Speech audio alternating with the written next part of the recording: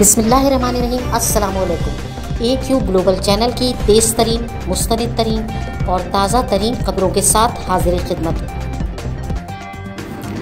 وزیر اعظم عمران خان نے کہا ہے کہ جو شخص ہارنے سے ڈرتا ہے وہ کبھی نہیں جیت سکتا۔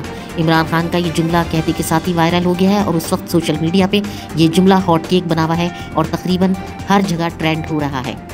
ISPR کے ترجمان نے کہا ہے کہ ہم دہشت گردی کے خلاف جنگ جیت چکے ہیں۔ انہوں نے کہا ہے کہ بہت عرصہ پہلے ہی پاکستان دہشت گردی کے خلاف جنگ جیت چکا ہے اور اب پاکستان کا مستقبل روشن ہے اور پاکستان امن و امان کی جانب تیزی کے ساتھ گامزن ہے۔ کورونا ویکسین لگانے کے بعد بھی ماسک ضرور لگائے جائے۔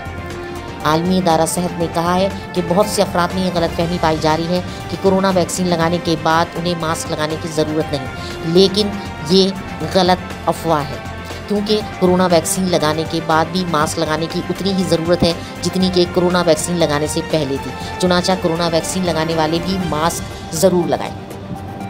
فائزر اور ماڈرنا جو کورونا ویکسین میں سب سے عمدہ ویکسین قرار پائی ہیں، اب ان کا بھی ایک سائیڈ ایفیکٹ سامنے آیا ہے۔ گو کہ یہ سائیڈ ایفیکٹ بہت کم لوگوں میں پایا گیا ہے، لیکن پھر بھی یہ سائیڈ ایفیکٹ کافی خطرناک ہے اور اس میں دل پہ ورم آ جاتا ہے۔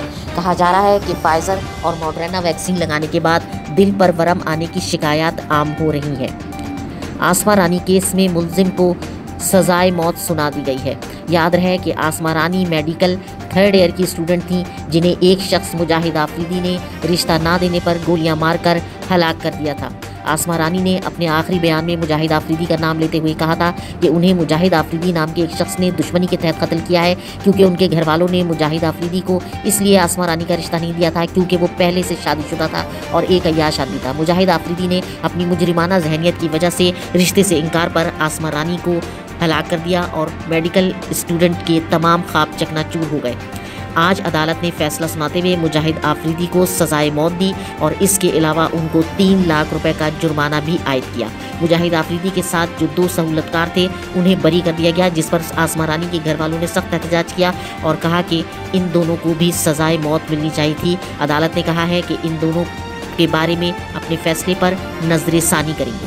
وزیر خزانہ نے کہا ہے کہ عمران خان وہ بہادر ترین شخصیت ہیں جو IMF کے سامنے ڈٹ گئے ہیں اور IMF کو بتا دیا ہے کہ وہ کسی بھی قیمت پر عوام کی ضروریات زندگی کی چیزوں پر ٹیکس عائد نہیں کریں گے۔ ساتھ ہی وزیر خزانہ نے کہا ہے کہ اب جو بھی امیر آدمی ٹیکس نہیں دے گا وہ جیل جائے گا۔ بھارت کی مشہور اداکارہ سشمیتا سین پاکستان آنے کے لیے بے چین ہے اور مشہور پاکستانی جوڑی ہیرا اور مانی شدید ترین تنقید کی زد میں۔ یاد رہے کہ پاکستانی ڈراموں کی مشہور اداکارہ ہیرا مانی نے اپنے شوہر کے ساتھ کچھ تصویریں شیئر کی جس پر عوام نے انہیں بے حیائی کا خطاب دیا اور کہا کہ یہ تصویریں پاکستانی کلچر سے مطابقت نہیں رکھتی، اور اس کے بعد سے یہ مشہور پاکستانی اداکارہ مستقل لوگوں کی تنقید کی زد میں ہے اور سوشل میڈیا پر ان دونوں میاں بیوی کے خلاف زبردست تنقید کا سلسلہ جاری ہے۔ اس وقت AQ گلوبل نیوز میں بس یہی اہم خبریں۔ جڑے رہیے ہمارے ساتھ تازہ ترین اور اہم خبریں جاننے کے لیے۔